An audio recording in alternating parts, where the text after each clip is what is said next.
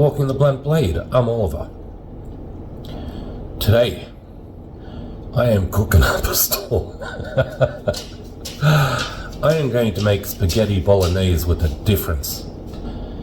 I'm going to prepare and cook the bolognese today, and then I'm going to substitute spaghetti with cabbage tomorrow. The reason for this is simple. It'll be a low carb, beautiful spaghetti bolognese. Spaghetti, for want of a better word. Bolognese classically doesn't have a lot of vegetable in it, but I'm going to put 2 vegetables into it, besides of course tomato,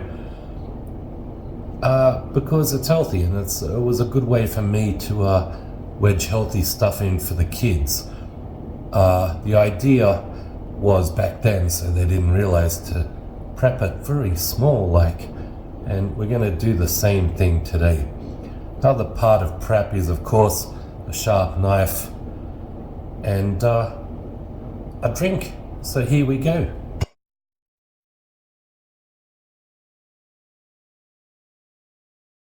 I'm going to use my fry pan with a little bit of oil in it, and the only big pot I own. I have diced up a good amount of bacon, using bacon from Costco and a good 5-star mince from Aldi. The meat prep is almost complete. Good amount of salt and pepper, bit of oil. I've got more salt and pepper outside because you can bet your ass I am going to taste this as we go, and the idea is to just brown it. I've just tried a little bit of the mince and I've added some of this, and that's all we're doing here is just, I don't know, do they call it browning? I call it greying. We're just waiting for everything to go a little bit grey. Now there's a fair bit of moisture releasing there. That's fine, we'll let it cook a little while longer. But at the end of the day, any moisture that remains will go in with the vegetables. It's going to carry all that meat flavour. Back inside, that's what I'm looking for color-wise. And now we're going to get to work with the vegetables and the big pot.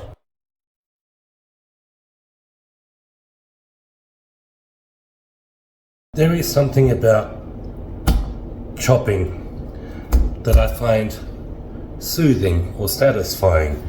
So I have a tendency, even though I've got a garlic press, pretty good one actually, I just kind of like the idea of doing it myself. Now the reason people add sugar into their bolognese is so that they drop a bit of the acidity from the tomatoes. I found that if you add a bit of carrot or red onion, which is sweet, there's not much acidity.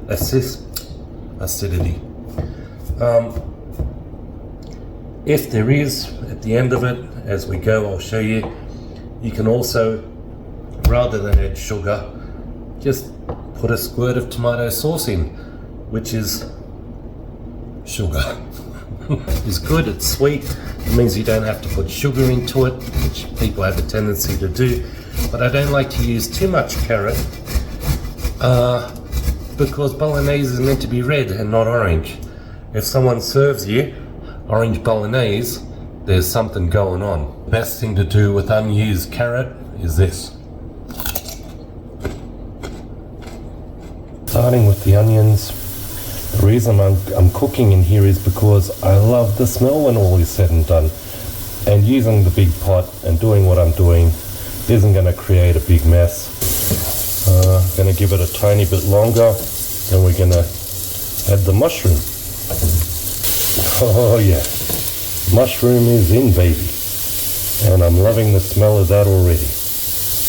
Everything is chopped so finely that once the mushroom reduces a little, I have a tendency to throw in the carrot.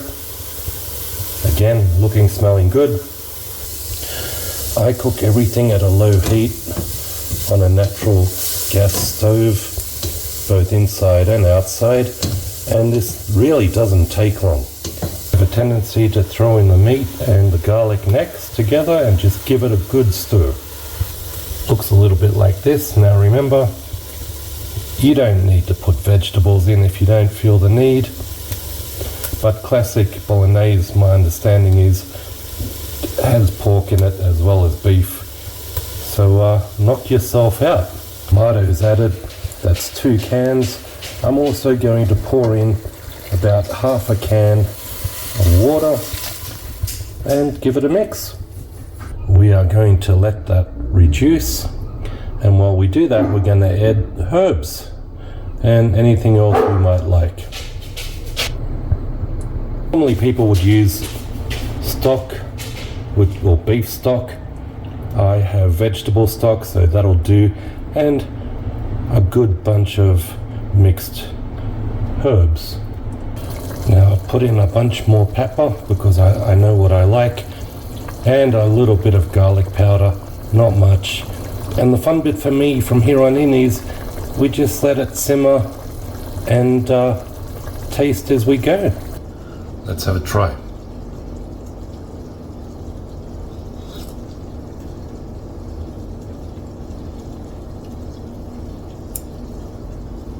Off to an awesome start. That is just packed with flavor. I'm going to put the lid on it, make sure that it just simmers now. Later on, we're going to add some of this, and I'll see you then. The more it simmers, the more flavor it adopts. And, we go for our second testing. And in the meanwhile, we do other things. Maybe make some phone calls. It's been in with the tomato paste and the lid on. Let's give it one more taste, huh?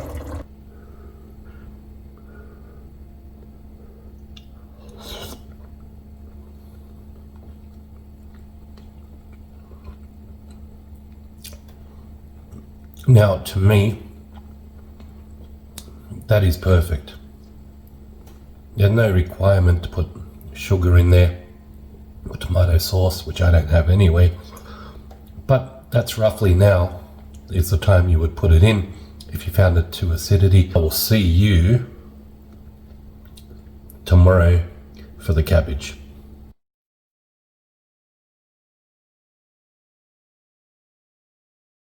Welcome back. Time to prep the cabbage, huh? Look at it. Cut up finely, as fine as I'm gonna get. Time to throw it into a pot with a bit of oil, seasoning, salt and pepper, and let's see how this goes. The smell coming off that is already incredible.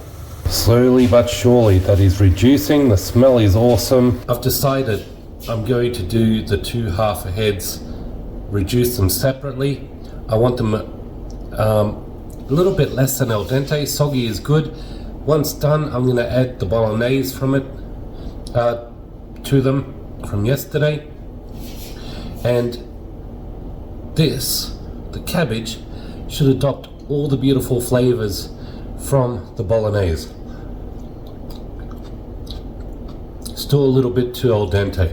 Alright, this is the kind of reduction I'm looking for. I'm going to take this out, put the next bit of cabbage in. Keep in mind, we've got to put the bolognese and 2 lots of cabbage in here when we're done. I've mixed the bolognese from yesterday into the cabbage. Lesson learned for me personally, I'm more of a meat fan. Maybe there's the tiniest bit too much cabbage, but we're going to put the lid on that and let it work its magic.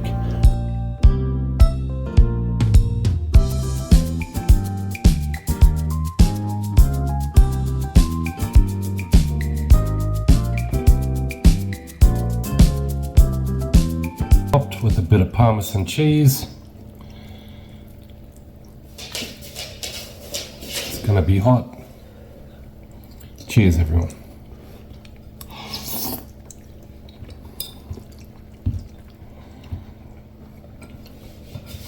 Hang on.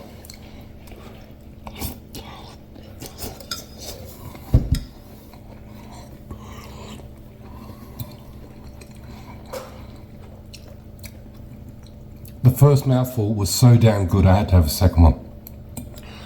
A little bit too much cabbage for my liking. I would have liked more meat, but that is awesome. Enjoy. Cheers.